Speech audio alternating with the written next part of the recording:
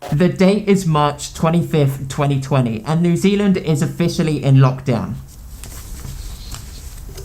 My name's Jimmy. Welcome to Storytime. Act as if you have COVID-19. By staying at home. Where you stay tonight is where you must stay from now on. She is now imposing a month-long nationwide lockdown. It is likely level 4 measures will stay in place for a number of weeks.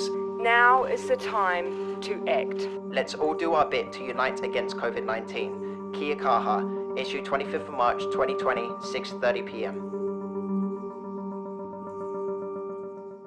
Like everywhere in the world, countries were shutting down and closing their borders, and New Zealand weren't taking any chances either. I was living in a beach town called Mount Maunganui. Lively in the summer and calm in the winter, there were always people around. It was one of those towns where you couldn't walk down the street without bumping into someone you knew. But when lockdown came into effect, it turned quiet, real quiet. The place was deserted. Shops locked their doors not knowing when they would open again.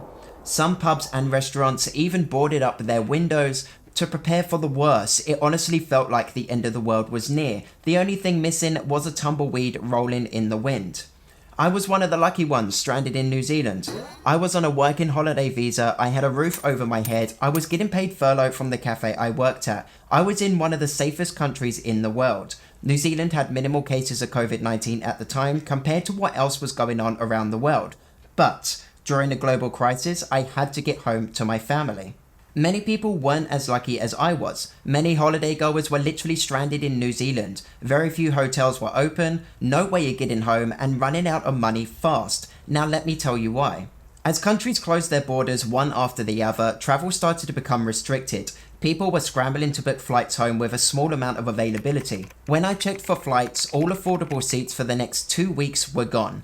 Don't get me wrong, I could have travelled home that week, but business class seats going for £4,000 was a little outside my pay scale.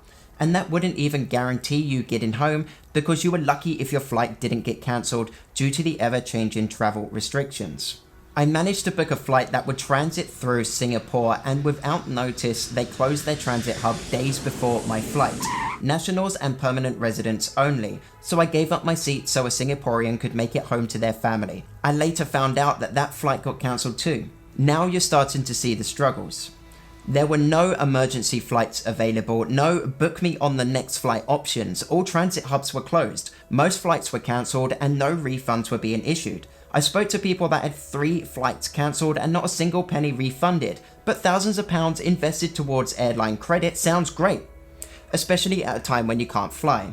And good luck getting an American ESTA approved to transit through Los Angeles. Even if you had an ESTA approved, give it a day or two, it would be revoked. 3 weeks later, there was light at the end of the tunnel.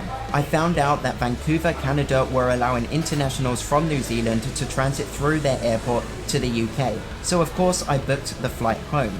The 2 flights were full, they didn't get cancelled, social distancing at the airports were respected, and thankfully 30 hours later, I made it home in one piece and without contracting COVID-19.